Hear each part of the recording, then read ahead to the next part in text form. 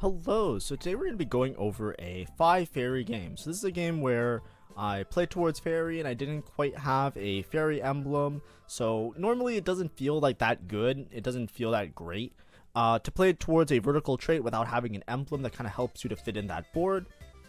But I want to show this because there's a lot of different renditions of fairy that are working really well in the current meta.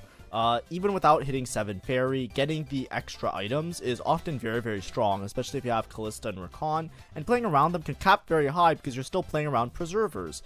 Something that a lot of people don't really take into account is the fact that, like, if you make it to level 9 and you can make it to level 10, if you have a really good spot for the comp, you can cap it very high because you can just play vertical preserver, you can play around multi-striker with the Hecarim and then play Arcana, so a lot of ways to make your board extremely strong. Now we're starting out the game with a silver augment. I'm looking around. I don't have a very strong board. I'm not particularly thinking that I might play reroll. So I roll past some of the other options here. Fine Vintage is good if you're playing around certain melee comps. I just take Tiniest Titan. Just having 30 extra HP to work with allows me to have a little bit more flexibility. It's not necessarily always the best thing to take, but it's more like a shoot the moon first or 8th kind of strategy. It gives you a lot more rounds where I can now decide if I'm going to sack these first couple rounds, lose a bunch of gold, stuff like that. Or sorry, lose a bunch of HP. It's basically like an extra resource, right? It's what you do with that 30 HP is what really matters. You got to use it to convert it either into... you either have to convert that into... like gold that you can then use to roll down for either your reroll, or gold to level up in order to convert your position to be really good, or you got to use that HP to allow you to strive to hit like that level 9 type board. If you don't have a good goal like that, if you're not using it and just like kind of playing the rounds as is, you'll find that you'll just lose the HP anyways, and if you don't have a goal for a board, it might not work out that well. Typically I take Tiniest Titans if I don't have a really obvious reroll angle or really obvious like starting game spot. In this case, I actually high rolled that I have a very good opener. My early game is very strong. As you can see, I literally just have Shyvana 2. So it's like, okay, I guess I'll just make Shyvana 2 and I'll play Hunters. I made a Last Whisper early because I know that I'm not going to get components for a while. So it's hard to greed towards certain lines, especially if you're Tiniest Titans on a round start type situation like I am. What ends up happening is, because I'm 30 HP more than everybody else, I'm going to be very low pick on Carousel.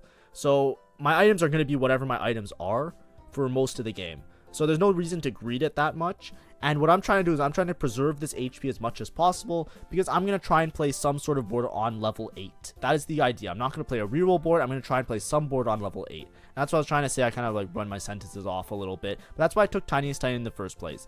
Because my opener wasn't necessarily the greatest for a reroll spot. I'm probably playing towards some sort of 4-cost board. And we'll kind of see how the other augments work out in order to decide how I play around that 4-cost board. So I'm just making a Last Whisper because I'm playing some sort of AD line, right? Maybe I end up playing melee. Maybe I end up playing KALISTA. Maybe I end up playing Varus. I don't know for sure. Starting with Shapeshifters, I probably wanted to lean Varus this game. That would be my main pick right now. I start off with this is like the classic Varus line. You start off with Hunters with Shyvana. And then what you do is you take Hunters and Shyvana, and then you convert it into backline blasters with the dragon. So you take Smolder and a Varus, and you play that sort of line. But anyways, I have the Shyvana 2. I should be decently strong. I don't have a Shapeshifter. I sold a Jace that I had on my bench because I was trying to make Econ. So, it's a little bit awkward for me. I don't think I beat this Portal guy because Shyvana, even though Shyvana 2, look, she just dies instantly. Shyvana isn't that tanky, especially without Shapeshifter in, because a lot of her sustain comes from like her transforming and then having a bunch of HP. So if she doesn't have that huge amounts of HP, you just lose the fight anyways. It's a little bit unfortunate because I invested a lot of gold into my board right now. Shyvana 2 is a good upgrade, right? It costs 6. It's a decent upgrade. It costs 6 gold. So I'm making only 10 gold here, right? A lot of other people in the lobby are going to be making 20, and then from 20 they're going to make 30, and they're going to be very ahead on gold. I'm trying to play my HP advantage really well, so I made 10 this turn because it was really important. But basically every turn after now, I have to make sure that I'm making econ intervals, right? Because it's really important to get your economy rolling. The way you should think about it is that your money makes money, right? That's the whole point of interest in real life as well as in TFT. So if you're not establishing your bank to 50 as early as possible, you're not getting as much gold as everybody else, and then you get further and further behind, because if they have more gold, they're going to be less susceptible to RNG if they're re-rolling, or they're going to have more gold to level up and outcap you. So you're just going to be behind the pace of everybody else. So here especially, I'm probably going to sell everything on my bench. I should sell, there's a Jace in my shop, so I should be putting in Jace now. Yeah, so I swap in Jace, and then my bench is 15 gold. It's 5 gold, so I'm going to sell all of these. I'm going to hold on to Smolder, right? The reason I'm not selling Smolder is because if I win the next round, I'm going to gain the gold anyway. I'm going to make 20. Now I have this bow. Bow's a high value component. I don't know how I was last pick bow, which is kind of nutty. So getting a bow is huge here. It sets me up really, really well, because bow basically makes every good item, every offensive item you can make with a bow. It's good for AP lines because you can make Shiv Nashers. It's good for AD lines because you can make Last Whisper, Guinzu. Like there's endless amount of stuff you can make with a bow.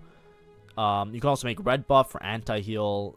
Just really great. So I didn't win this fight, so I sell my Smolder to make Econ here. This game's gonna be very like slow burn type of situation. This is a game where it's going to be an unexpectedly high placement based on just playing really, really, really solidly around your board, and as well as getting a little bit lucky and hitting some units. So if you look at my opener, yes, I have a Shyvana too, but no, I did not win streak the whole game. I lost 2 rounds. You know, I'm almost on a loss streak. And I'm not particularly rich, right? As you can see, because I spent so much money on my board, even though I made 10 and I made 20, because I didn't make it early enough, I'm not making 30 right now. A lot of people, if you scout out, you'll see that besides people that are really investing in their board, they all have more gold than me. There's only a couple people that are only making 20, but they are higher level than me. Like this guy's making 20, but he's level 5. It's a little bit awkward, to say the least. So the Shyvana really didn't show off. Really didn't do that much, right? As you can see, just dead again. I lost by 5 units here, even with Shapeshifter in and item slammed. It's a little bit difficult, right? You know, it happens. It is what it is. This is what I mean by, like, you really have to understand. So me now, after this game, my learning experience is probably shouldn't upgrade Shyvana early unless I have a really good item for her. Because I upgraded her and I lost 3 fights. That's a good indication of, yeah, this unit a little bit ass if you don't have a good spot for it, right? That's why sometimes you'll see, like, sometimes people will be like, oh, don't you, like, I think in my stream I've had a lot of people ask me this sometimes. They'll say like, oh, why don't you hold that unit pair? Why don't you upgrade that 2 cost? Or why don't you upgrade that unit? And a lot of times I'll say, the damage it does to your econ, sometimes, depending on the unit obviously, is worse than, like, having the unit, right? So in this case, like, I would have, you know, if I was going to lose the last 3 rounds anyways, they weren't even close losses, right? I lost by like 4 units. I lost by 5 units. I didn't kill a single unit, right? Not even a meme. I just literally didn't kill a single unit. Had I known that was going to happen with this Shyvana 2, I wouldn't have upgraded Shyvana 2. Instead, I would have made Econ. Because if I didn't upgrade the Shyvana, I would have had enough gold to make 30. I would be much richer now. I'd have an extra gold. My Econ would be rolling. Now, obviously, we still made 50 gold here. We're going to be okay, right? Like, hold my hand, we'll be fine, obviously. That's not to say that, you know, it didn't matter. And that's the reason why sometimes you shouldn't upgrade some of the units. It's hard to say which units not to upgrade. I can't, like, tell you, like, this unit's good, this unit's bad. It's very circumstantial. Here, I should have understood, like, you know, if I scouted a bit better, I would have seen that, you know, I probably, like, I can tell you now, I don't have much faith in Shyvana without items. So, I would have probably been bad against the portal player. I knew I would have lost that fight. And I would have lost the fight against the multi-striker player. I would have known that if I scouted a little bit better. And then if I scouted and saw that those people had really strong boards and they were in my pool, I wouldn't have made the Shyvana, and that would have been a little bit better of an idea here. But of course, like, for example, 1-2 cost that's really good is Blitzcrank, for example. Blitzcrank is, even if you're not playing Honeymancy, is very tanky. That's a unit that's, like, you know, is very hard to deal with, especially in early game. Well, Blitzcrank and Nunu. Sorry, when I'm talking about 2 costs, I mean Nunu. Anyways, here, I just take all the shimmers. It's not the greatest item to take, but in my head, I'm thinking, like, I can at least get either a gold collector or a rage blade, or a rage blade equivalent with the gambler's blade. So I'm going to take one of those 2 items, and I can generate some econ and make things work out. So here I take Gambler's Blade. I'm not sure why. Now, I think if I went back in time, I would have taken Gold Collector. I think Gold Collector is a little bit more efficient, but I just take Gambler's Blade here because I think from my components, I'm anticipating to make a Guinsoo maybe. And make like a Gambler's Blade Guinsoo and set up myself in that type of situation. Gambler's Blade isn't that good. I could have played towards Varus here, right? Remember I was saying that with the Shapeshifters, I want to play off of Varus probably. I think that looking around when I scouted, there was a lot of people that had blasters. So I wasn't sure if Varus was a good line. Instead, if you look around, there's very few people that are angling towards Faerie and KALISTA when I scouted. So that's why I took Gambler's Blade. I want to put it on KALISTA as an attack speed item because it gives a bunch of attack speed. Now, I can maybe show the stats for a second. I think I talked about this on my Ornn Artifact Guide. If you haven't seen that, or if you're here from the Ornn Artifact Guide, by all means, welcome. Normally we do videos like this where I VOD review in order to figure out where I went right and where I went wrong. But from the Ornn Artifact Guide, Gambler's Blade isn't that good on KALISTA. And a lot of it is just because of item economy, right? So if I go like, for example, here, I'll go stats and I'll show you guys. Right, if you're playing KALISTA, a lot of times you want to have a Guinsoo. It's basically important. If you don't have a Guinsoo, your unit's probably going to be doing dog shit damage. That's just how KALISTA works. She really needs a Guinsoo. If you put the Faerie Crown, because if she's your main damage dealer, you want to put the Faerie Crown on her, you have one slot left for items. So if you put a Gambler's Blade, for example, it's just inefficient, right? Because it gives you a little bit of attack speed, yeah, so it helps her ramp up. But you'd often do more damage if you gave her a Last Whisper, right? Last Whisper does armor sundering, so it reduces the amount of armor, which will make each of her autos or each of her attacks, especially when she casts, do more damage. So it's really, really important to have a Last Whisper. If you don't have a Last Whisper on the KALISTA, then you have to put like an even shot on somebody else. It's just bad for your general items. That's why it's typically not that good, right? Gambler's Blade is typically not the best for KALISTA. But in this case, I just took it because I don't even know if I'm going to have a Guinsoo, so I was just worried about that situation occurring. And if you don't believe me, I can look it up here, and I'll go, like, units, like, I don't know, let me go, like, I need stats, Explorer. What if I go KALISTA 2-star, and I go items, and I go gamblers, you'll see this plus delta, which means that whatever your position would be, it's a little bit worse with this. Plus delta usually means bad, minus delta means good. Now on Carousel, nobody's playing around KALISTA, so I just got a KALISTA as well, which is great. That's why I was playing towards this line, because ideally, like, from that spot, you could have taken Gold Collector and play around Varus. Gold Collector is also really good on Ezreal. So it just works well because it gives an execute in addition to like the massive amounts of damage that the blasters do. But I decided that I'm just going to play around KALISTA. I have a decent spread of items. I should probably make some sort of frontline item here. I'm just not sure exactly which one I want to make. But anyways, I'm trying to construct a board here where I'm not playing around 7 Faerie. I'm playing around just 5 Faerie. So with 5 Faerie, it's pretty easy to fit in. Basically, you run into a spot, though. This is what I mean by you need to make it to level 9. A lot of times, 5 Faerie isn't as good as 3 Faerie. There's a lot of different boards that you can play. I've been seeing them come up. This is a 5 Faerie variation. The 5 Faerie variation, you often have to make it to level 9 because you cannot fit in both a warrior for your Katarina and a multi-striker for your KALISTA. And both of them are very important. But typically, if you're playing 5 Faerie, you're going to try and dual carry between Katarina and the KALISTA, because it's very easy to fit in a preserver board around the Rakan, and with the preservers you can play melee units and make a lot of make things work out really well. Here I messed up my items, by the way. I wanted to put Faerie Crown on the KALISTA, but I accidentally put a sword as a component because I have so many of the I have so many removers. I decided to just like move around my units and try and spike my board a little bit with 3 Faerie. But yeah, I kind of messed up a little bit here, but it's fine. We're going to do this slow pivot into this KALISTA board. And this is what I was saying, right? I took Tiniest Titans. It gives me a lot more leeway. As you can see, I'm still in the top 4 in terms of my HP. And I'm slowly working my way towards fixing my board up to making a Faerie board. Here, especially, right, you can play Gwen. if you haven't played around this, basically the way that this board works is similar to Karma Flex. Remember when Karma, you used to play her all the time? I think people still do because Karma's really meta, but the old Karma board was always that you would play Karma with Fiora, Gwen, and Warriors. So you'd play Vertical Preservers, Karma, and Warriors. That's similar to how this line works when you're playing 5 Faerie, except instead of playing like all the Warriors, you would just play Katarina, and then you're either playing Fiora or you're playing Gwen, and then if you hit Morgana, you cap out really high because you play Bard with the Gwen, or you play Morgana with the Fiora, and it gives you one of the synergies that matters to them. Here I use my remover right away. The reason I'm using my remover on the neutral round is because you're going to get a new remover anyway, so you might as well just use it. I have one on my bench, so I'm not going to get another one, but whatever. And here we really wanted a Gwynsu. We don't have one, so it's a little bit awkward. So we'll try our best. We find a Fiora, which is great.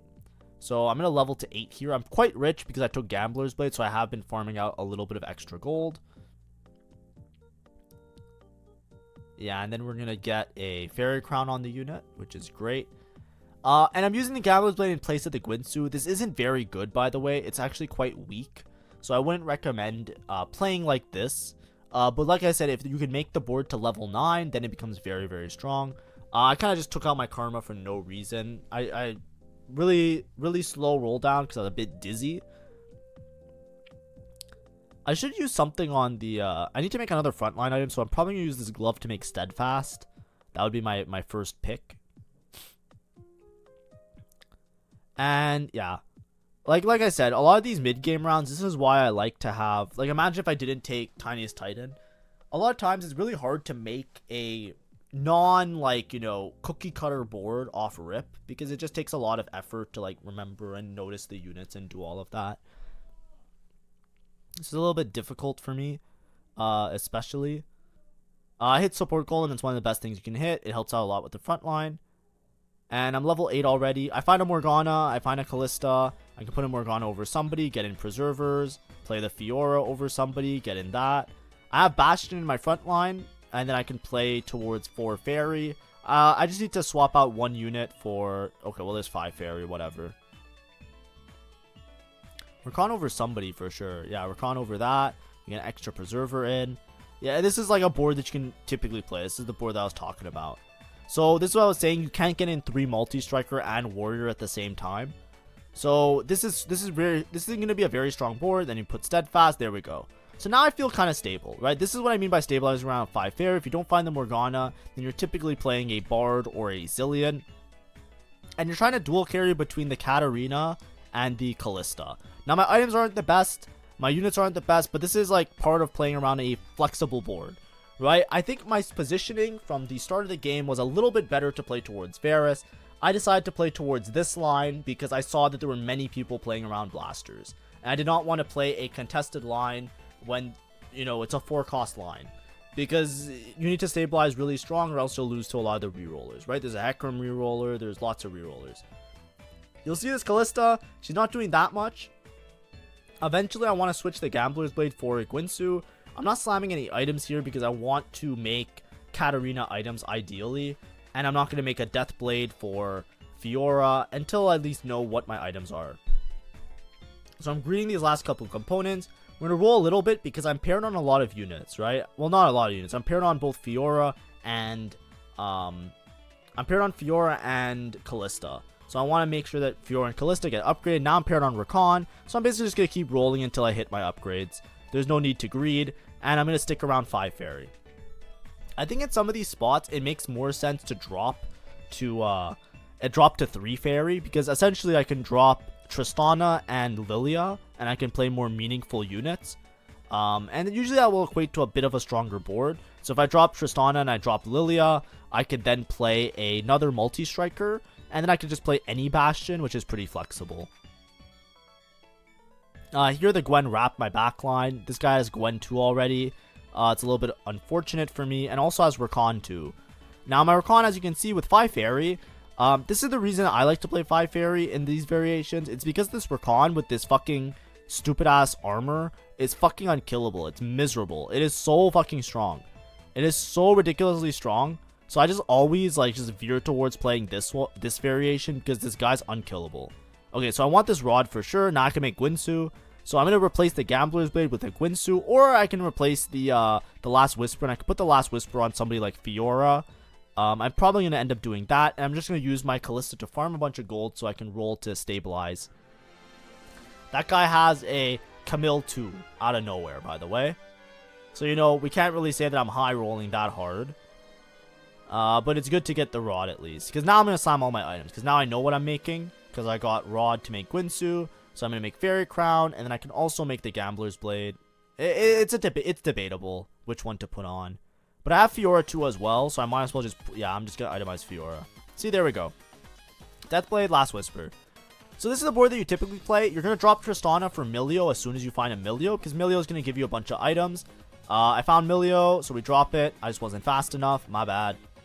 And then you can gather Katarinas, right? When you roll on level 8, Multi-Striker helps your KALISTA out by doing extra auto attacks, which is really, really important, especially when stacking the Guinsoo.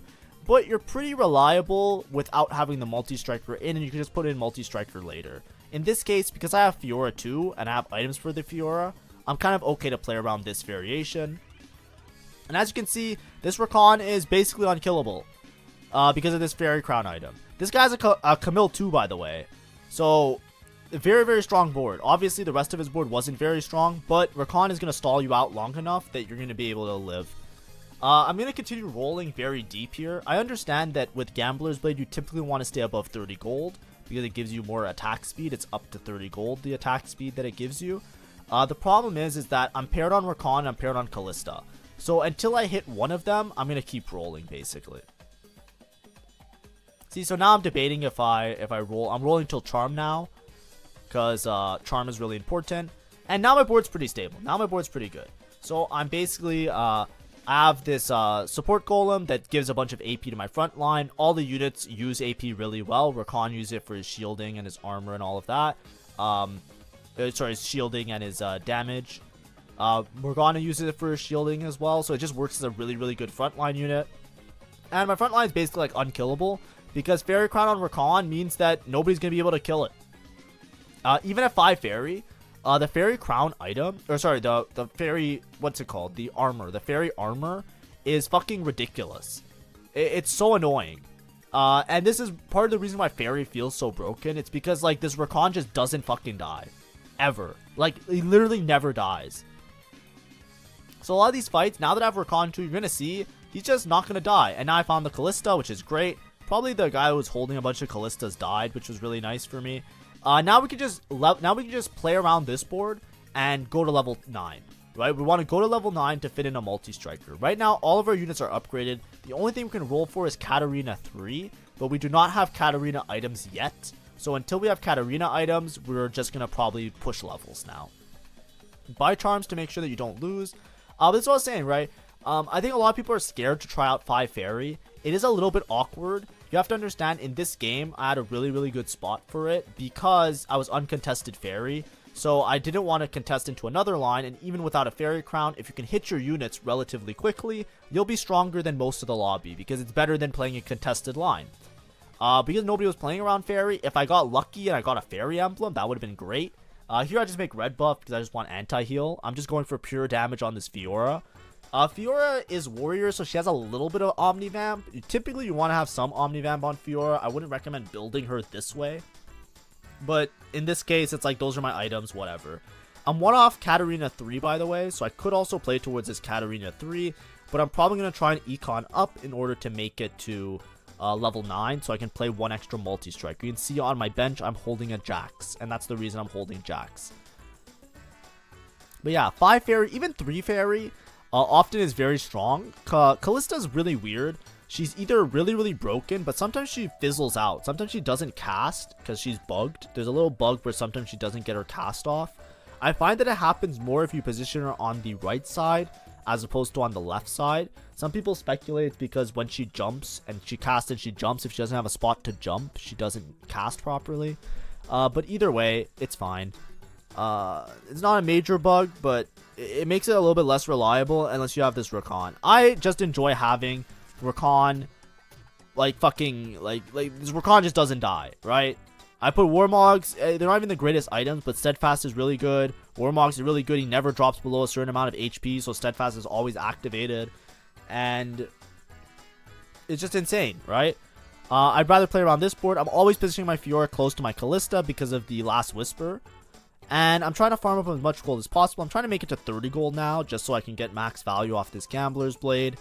And this is what I was saying, right? Like, look, this guy's playing around Varus. There's another guy who's playing Blasters. So I end up just playing Fairy without Fairy +1.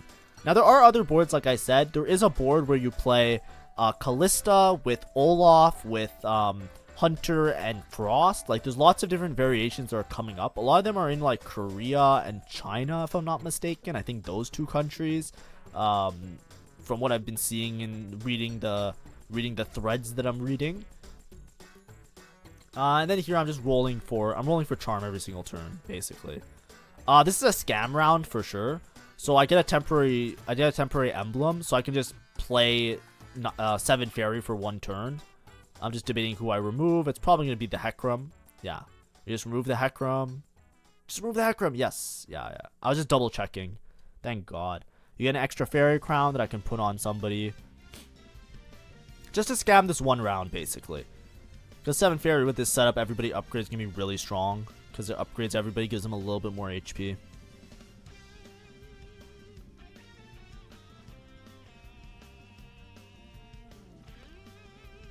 I'm positioning wrong side against this Rakan, but Fairies gain so much extra HP that it shouldn't matter. Right? Rakan's still at like almost max HP. He's going to heal up with Preserver as well. It's fucking chalked, right? But anyways, that was just a scam round. I could have sold and made Econ, by the way. I just didn't. That's my bad. Here I'm looking for Katarina items now. There's a good chance I hit Katarina 3. Everybody else is upgraded except for Morgana, so if I hit Morgana, I can hit Morgana. Other than that, I'm probably just going to take items that I can probably put on Katarina. I don't know what I'm debating about. Yeah, it's just that. There we go. I was going to say I should have had it. It's just Spark for Katarina, because Spark's really good on Katarina because she dives the backline and she does a bunch of extra damage. But like I said, this is the variation, right? If you don't have items for Fiora, then you can make items for Gwen. And you can play Gwen instead. And you synergize with the warriors. And if you hit Katarina 3 on a Promptly Matter, then you could also itemize Katarina 3 instead. And she will do a lot of damage with the 5 fairy. But yeah, as soon as I can make it safely to level 9. I'm not rushing to level 9, by the way, as you can see. Because I'm quite stable. I'm winning most of these fights. But eventually, when I make it to level 9, I'm just going to play the extra jacks to get multi-striker in for my Kalista, so she does a little bit more damage. And this Rakan is going to be really hard to kill. This guy has an execute, so there is a chance Rakan dies, but with the shielding, it's very hard to deal with. He has Diana 2 though, right? Be aware. Diana 2, so I lose. That's expected. Like I said, typically when you're playing around Fairy and you don't have a Fairy +1, there's a good chance you're not going to go top 4. I'm being a little bit sloppy though. I'm holding on to this Fiora for like pretty much no reason. Because there's another Fiora player, so I'm not going to hit Fiora 3. But I can sell a lot of the units. Like Xerath is a good +1 to put in if I don't have multi-striker, because I've been buying charms, so Xerath will just give me some extra true damage. But I should be selling units on my bench in order to make it to 50 gold, right? I can make a little bit more econ. I could have done that last turn. It is what it is, though. Of course. Hold on to this Tristana just in case I had a Fairy +1 is also a good idea. Oh, I got dove by the Camille. That's unfortunate. So this is another round lost. Bad positioning. I should have tried to dodge. Oh, wait. Maybe my Fiora clutches. Imagine. Nah. Yeah, I got dove by the Camille too. This guy had a Camille 2 like start of the stage. Remember I pointed out like that's a Camille 2. That guy's high rolling. So you know we're landing this plane to a top 4. Like I said, the main thing with this comp is that it really starts to fall off if you don't make it to level 9. Right? If you don't have 7 fairy to stabilize you really hard, then you need to have Morgana 2. You need to have Katarina 3. You need like all the things that are like the things that make you get a first. In otherwise fairy with a Faerie Emblem, those are things that make you lose now, right? If I didn't hit Kalista and Rakan upgrade when I did, I would have lost a lot more fights. It's a very easy bot 4. The reason this is a top 4 is because, you know, a combination of all the augments I took. I have a really good econ augment, which reestablished my econ despite my early game being a bit awkward. I have Tiniest Titans, which gave me a bunch of HP to work with, right? I would have been dead by now if it wasn't for Tiniest Titans. So I'm using it to convert my position as well as I can. Here I can finally put healing on Fiora, so I just take Bloodthirster, and I go instantly to level 9. Right, I don't have Katarina items, so I'm not too concerned about making a Katarina 3, because Katarina 3, Katarina 2 with no items is not going to make that much of a difference. And now I'm rolling a little bit, just to see for upgrades. I'm going to sell probably some units to make sure my Gambler's Blade hits off, gets more ticks. But this is what I was trying to say, right? This board is a little bit difficult to play if you do not have either one, a uncontested really good spot for it, and B, if you can't make it to level 9 in a promptly matter, right? I made it to level 9 pretty late because I had to roll quite a few turns. I didn't high roll the KALISTA or the Rakan, so I spent a lot of time rolling for them at a lower level, or like, you know, rolling for them on level 8. Rakan wins these, by the way, I'm pretty sure. Let's go, Rakan. But it's a top 4 for sure now. If we can hit Morgana 2, we would probably go first. Just because in the lobby there's nobody that hit, like, nobody in the lobby has a really strong reroll spot or a really strong vertical trait spot, right? Everybody is just playing a pretty flexible board, which makes this board very, very strong.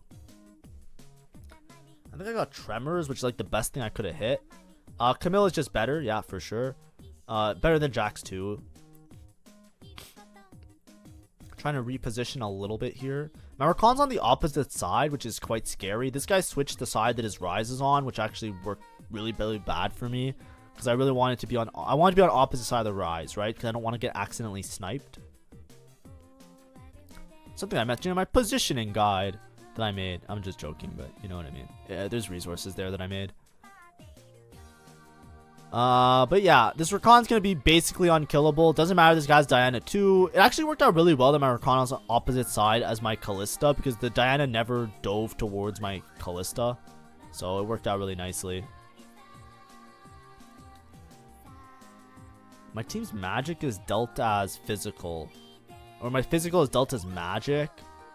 I don't even think that's good for me. It just makes it so Katarina, I don't know. I don't even think that charm was good for me, because now my last whisper doesn't matter. So as you can see, I'm splitting up my Fiora with my my Fiora last whisper doesn't matter. So I should have put the Katarina with the spark closer to my KALISTA. It's okay. This guy's Diana 2. This guy I just fought. He switched sides again. I should be strong. It's just a matter of if my my Rakan can live long enough to get my stacks up. Yeah, we're fine. The fairy armor is fucking broken. It's just so fucking good. If you have a setup for it and you have good items, you're fine. So I'm in a top 2 situation now, which is great. If I find Morgana 2, that's a Morgana. I'm down to take it. If I don't take Morgana, I'm taking another Katarina item.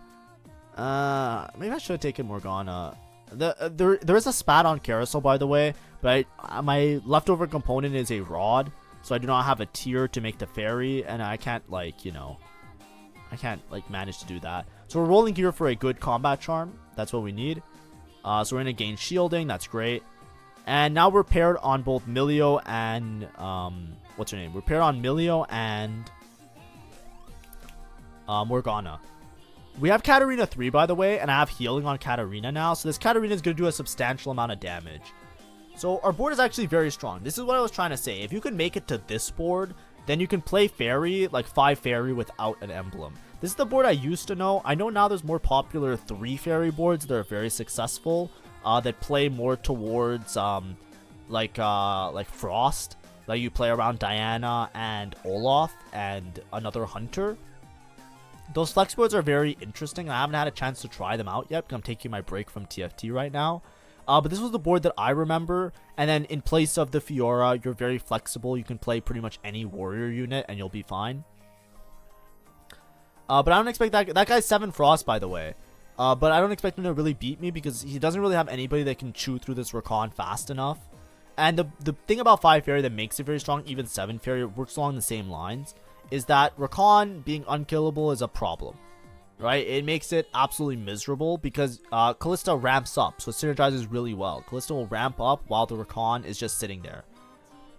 Now, I just want to point out though, something that's really important to note is that like 7 Faerie is obviously the same way you would play this board, but with 7 Faerie you're just stable more, you're more stable earlier, right?